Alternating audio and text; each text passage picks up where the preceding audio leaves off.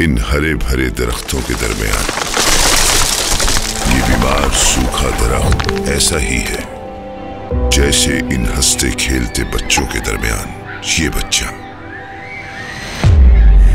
जो अब पोलियो की वजह से हमेशा के लिए चलने से माजूर है। जरा सोचिए, कल माँ बाप का सहारा बनने वाला ये बच्चा अब जिंदगी भर के लिए माँ बाप के सहारे का मोहताज है। काश मैं अपने बच्चे को पोलियो के 2 कतरे पिला देता। याद रखिए, पोलियो एक खतरनाक बीमारी है जिसका कोई इलाज नहीं। लिहाजा जब भी पोलियो की टीम आए, अपने 5 साल तक के तमाम बच्चों को पोलियो के कतरे लाजमी पिलवाएं, ताकि आपका बच्चा जिंदगी की दौड़ में कभी रुकने न पाए। फैसला आज करना है अगर कल बच्चे को चलना है।